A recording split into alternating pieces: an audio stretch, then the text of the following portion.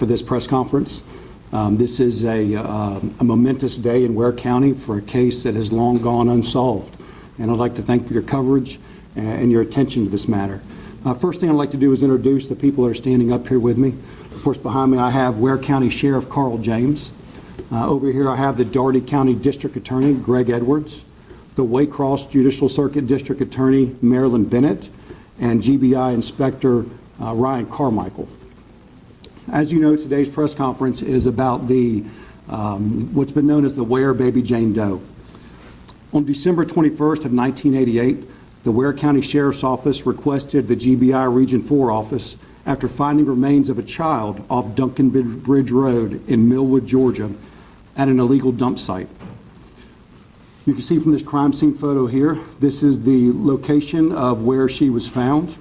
She was inside of an old TV cabinet, wrapped up in a blanket, inside of a duffel bag, inside of a trunk that had been encased in concrete.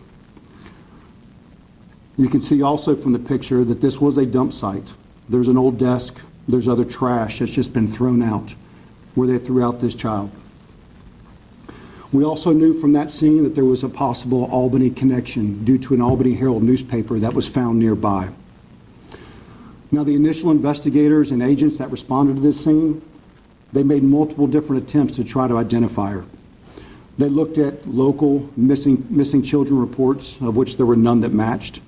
They checked with local social service agencies that had no report of any child that could match that description. They looked at local, state, and national law enforcement message boards to provide information to try to get a response on a possible missing child that fit this description. They also utilized local, state, and national media releases to try to spread the story in an attempt to get a tip of who this missing child may be. They made comparisons to known missing children throughout the United States. These were in areas like Michigan, Pennsylvania, South Carolina, and many other states. This investigation continued on for years. There were multiple agents, multiple Ware County Sheriff's Office investigators that put their hearts and soul into this case. It wasn't until 2019 that a Region 4 agent began looking at DNA genome sequencing as a possibility for helping us identify this baby Jane Doe. In 2022, using information that had been obtained from genealogy research based on DNA results, we were able to confirm a family connection in Albany, Georgia. At that point, we began comparing DNA from family members in that family tree to the extract of DNA from the baby Jane Doe. We moved on to December of 2022, on the anniversary date of when baby Jane Doe was found. We did a news release through the media, and a tipster called forward. She had heard the story of baby Jane Doe, and she believed she may know who this little girl may be. She knew that there had been a child that had gone missing, and that her mother said that the child had gone to live with her father. This person never really believed that story and found that it may not, just didn't believe it was true. We investigated this lead. In collaboration with the Ware County Sheriff's Office, we began tracking down that specific family tree, and that investigation led us to today. In June of 2023, we were able to confirm that the child was 5 years old, Kenyatta Odom. Kenyatta was affectionately known as Kiki. Now, during this investigation, the National Center for Missing and Exploited Children had conducted a forensic rendering of what they believed baby Jane Doe looked like. And here we have a comparison of that rendition to the picture of Kenyatta.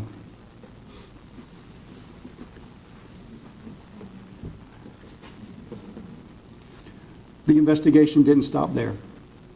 Since this summer, we have continued to conduct interviews and other investigative acts to try to determine what caused the death of Kenyatta Odom. Based on that investigation, on November 1st, we were able to secure a true bill on a grand jury indictment for Kenyatta's mother, Evelyn Odom, also known as Zemeka Luciano, and Evelyn's live-in boyfriend at the time, Ulister Sanders Sr. Both Evelyn and Ulister were charged with 5 counts, 1 of felony murder, 1 of cruelty to children in the first degree, 1 of aggravated battery family violence, 1 count of concealing the death of another person, and 1 count of conspiracy to conceal the death of another person. Both Evelyn and Ulister were arrested without incident on Thursday, November 9th, 2023. Finally, after almost 35 years, not only were we able to identify her remains of who Baby Jane Doe was, but we were also able to make the arrest of those that we believe were responsible. This work was not done alone. While the GBI was requested to work the case, and the Ware County Sheriff's Office was always by our side, assisting in any way possible, we also had other partners.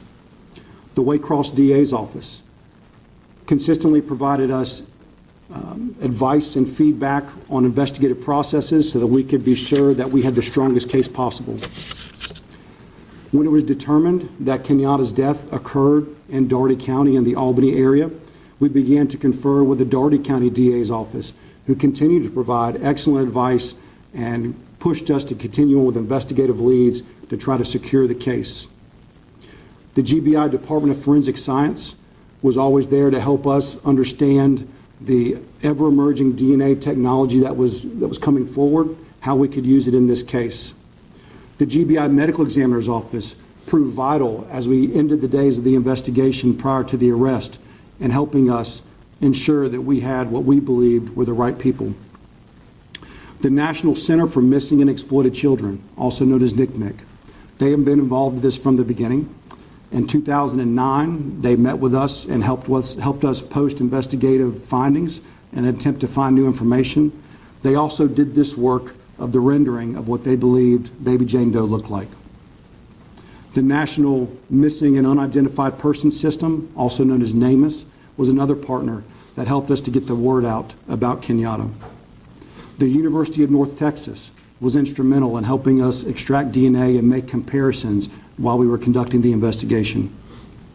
Gene by Gene, Othram, Innovative Forensic Investigations are also 3 organizations that were essential in determining the match between Kenyatta and Baby Jane Doe.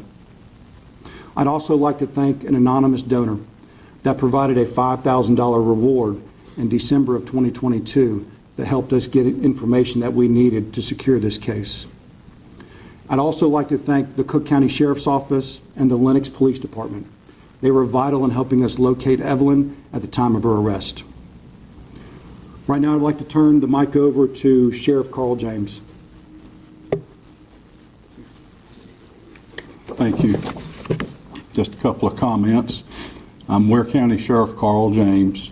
First, I would like to say thank you to the person that came forward with the tip, the information that led to the solving of this case, and to the Ware County citizen that came forward with the $5,000 reward. This case has always been a special interest to me because I was one of the responding detectives back on December the 21st, 1988. A little after 12 p.m. that day, I, along with Detective Peggy Gwynn, received a radio call to respond to Duncan Bridge Road in the Millwood community about a death investigation. Upon my arrival, I was really not prepared for what we were about to find. That is, the body of a little girl who we now know as Kenyatta Odom had been discovered in a wooded area a short distance from the roadway. From that time forward, hundreds of leads and tips have been investigated and followed up by the Sheriff's Office and the GBI. It is because of the diligence of the many criminal investigators, forensic specialists, prosecutors, and others over the years that we're able to be here today with this case having come to a successful conclusion. So again, I would like to say thank you to everyone that had a helping hand in solving this case. This is a great example of what can happen when agencies collaborate and work together. And in conclusion, I would like to remind everyone that where unsolved cold cases are concerned, investigators are always working on these cases. Even though the public may not see any progress for months or even years, they are still being investigated and worked on. Thank you. So at this time, I would like to introduce Greg Edwards, the Doherty District Attorney. Good morning, or good afternoon. I'd rather just say a few other things in relation to the cooperation of these agencies that you've been introduced to. Well, to begin with, this case was a traumatic event for this community, Ware County. But I have viewed all of our efforts as a whole community for the state of Georgia. Working with District Attorney Bennett, we began to review the case, and looking at all the information being gathered, it became clear that Doherty County was the area where this matter should be brought to trial. To begin with, every community must do everything it can to protect its children, its disabled, and its senior citizens. And how we do this reflects directly on the character of our communities. And it reflects on the character of our state, that our agencies have worked diligently to bring this matter to the point where we can seek final justice for Kenyatta. And that's what we intend to do. We intend to bring this matter forward. The indictment has been returned by the grand jury of Doherty County, and the matter will proceed to trial. As the prosecuting officer in this matter, I cannot comment as much as I would like to regarding the evidence, but the thing is that we believe that there is evidence beyond a reasonable doubt that will lead to justice being found for Kenyatta. And again, I want to thank the relentless efforts of the Georgia Bureau of Investigation, the efforts of the Ware County Sheriff's Department, the efforts of the District Attorney for this Judicial Circuit, D.A. Bennett. All of these efforts have coalesced into this point where we can finally find justice for Kenyatta. Agent Seekers. I'd like to reiterate what you just heard Sheriff James and DA Edwards say. This cold case is a collaborative effort. We have worked, as I've mentioned earlier, multiple organizations, but specifically within law enforcement, the amount of collaborative effort between the GBI and the Ware County Sheriff's Office is what brought us to this conclusion. We have worked with them every day, working on finding the answers here. But I think the bigger picture is not just even on this case, but also on all cold cases. The work that is done on cold cases is typically behind the scenes. There can be a thought that maybe these cases are forgotten about, that maybe they've just been pushed to the back burner, but that is absolutely not the case. Every quarter, the GBI reviews their cases that each agent carries, both current and cold cases. Every quarter, we review what investigative acts need to be done for the next quarter. These cases are not forgotten. And just because you don't see us out there actively working out in the public does not mean that that work is not being done. That work is being done every day by a dedicated group of agents along with the local investigators that they work with. But not only are they also working on cold cases, they continue to work their current cases. Our success rate in current cases is not as widely known, but every day we are securing arrests, and working with DA's offices, we are securing prosecutions of these arrests. I can tell you that on average, at our office at Region 4 in Douglas, for the last 3 years, we've worked 16 death investigations a year. We've worked 5 child molestations a year on average. We've worked 6 sexual assaults every year on average. We've worked 6 use of force cases every year on average. We are working upwards of 50, 60, and 70 violent criminal cases every year, all while working on cold cases, trying to get these to a conclusion. And we do that over a large geographic area. In our office, it's 11 counties. That is a significant amount of work that is being done every day. Right now, what I'd like to do is recognize the agents and the investigators that have put their heart and soul into this case. I'd like the agents from Region 4 to come up front, as well as Major Neil Scarrett and Investigator Misty Thrift.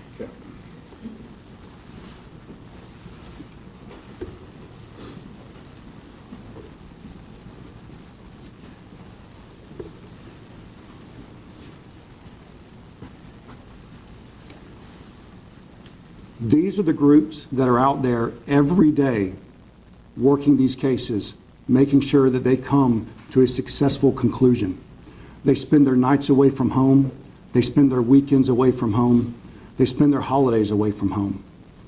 They are called out at 11, 12, 1, 2 a.m. when people don't realize what's really going on. They'll work 24, 48, 72 hours away from home before they ever come home again to get some rest. They do this consistently. They do this with extreme dedication, and it is something that is never seen and that we need to speak more about. The time they spend away from home making sure that these cases are successfully prosecuted is important. It's important to them, it's important to our communities, it's important to our state, and it's important to our nation. These are the ones that are doing the real job out here. Of particular notice, I'd like Special Agent Taylor Hunley to come up. Agent Hunley joined us in 2019. She was a Waycross native. She grew up hearing about this case and was always specifically interested in it. When she got to our office, she requested to be able to have this case assigned to her as a cold case. I have never seen anyone work so hard to be sure to try to find an answer for a cold case as what I've seen Agent Hunley. Her work is commendable, and most of the time it's unseen. But it's been her dedication, along with the support of these other agents and these other investigators, that got us to where we are today, and that will continue us forward through a successful prosecution. Thank you, Taylor. Now, does anybody have any questions? Maybe Jeffrey's first question is, any idea on motive of why she was killed? I think at this time, any direct comments about the investigation I need to steer clear of for right now and let that come out in the prosecution. Agency, First Nationally Party is for Jackson. Do we know where Kenyatta's actual father is? Any information about him? We are actively trying to locate her father. The identity of her father has been a little bit of a secret over the years, but we are continuing to use our investigative tools to try to identify him. The two individuals who were arrested, do they have any other children? They do. Okay, hi, that's Shanti Isaacs at WLB. Where is the location of the mother right now? Is she in Doherty County? My understanding is she was booked in the Doherty County Jail last week, although I've had several questions, so I'm not sure if there's been a mix-up. She was arrested in Cook County. It was the Cook County Sheriff's Office and the Lenox Police Department that assisted us with that arrest once we located her. But it was my understanding she was going to be transported to Doherty County. And does the statute of limitations apply to this case? And if so, can you elaborate why or not? There is no statute of limitations on murder.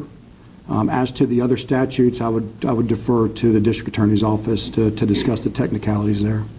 Nick Gibson here from Action News Jacks. My first question is, kind of why did it take so long for you guys to get here now today? If you can maybe elaborate on that. Very good question.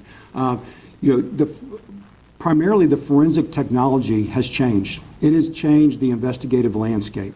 In 1988, I don't even know that DNA was on any investigator's mind. The genealogy work that is being done was nowhere near the capacity that it is today. Note that at the time, multiple media releases were made. I would say even in the first 12 months or 6 months of Baby Jane Doe being found, and a response was just never gotten. Every lead that was followed ended up not matching our remains. As to why that takes so long, you have to look at the investigative process and the forensics that have developed. As I said, in 2019 was when we started looking at DNA genome sequencing. And then once you get into that, and if you want to get the technicals, you extract the DNA, and then you have to start trying to make matches, and you can track that through some genealogy research, but sometimes that only gets you so close. And in this case, it got us close enough to realize there was an Albany connection, but it actually wasn't close enough to get us directly to the mom or the dad. It was a tipster that finally came forward that provided us the final break that we needed. So sometimes it's just a matter of the information. It's not magic to work an investigation. We need the cooperation of witnesses and members of the public and the media to help get this done, and it came together here. I would say in this case that the mother had provided a story of family members over the years, and it just took a long time for them to finally question that. That tipster, were they close to the family? Was that a family member? Do we know that by chance? I'd rather not provide that at this time. So. To clarify, Mr. Sanders, was he a live-in boyfriend or a stepfather? He was a live-in boyfriend. And also, where was he taken into custody? In Doherty County. Yes, sir.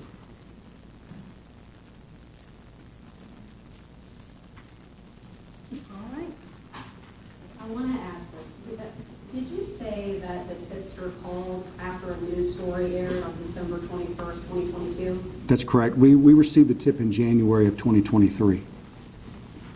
Is that the story you and I did together? It may have been.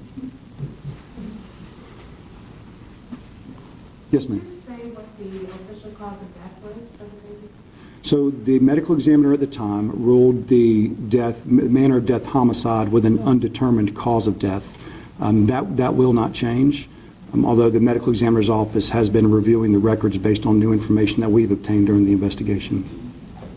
The indictment that was released mentioned hot water and burns. Can you elaborate on that? I'm not going to elaborate on anything in the indictment based off just what I've said here today. All right. Thank you again. We do appreciate you coming to the press conference. More importantly, getting the word out that Baby Jane Doe is no longer unnamed, is no longer unknown. The baby that was thrown out into a trash pile has been identified, and we're working to bring justice to her. Kenyatta Odom, that's the name we want out there. Kiki. Thank you. Is it possible to get shots for both these two individuals? How does that work, sir? You'd have to go through the jail. We don't have the mug shots. And I want to follow up, guys. I have a news release I'm going to hand you, and then any follow-up questions, you can just email public affairs. All right, thank you. Good job, y'all. Sure.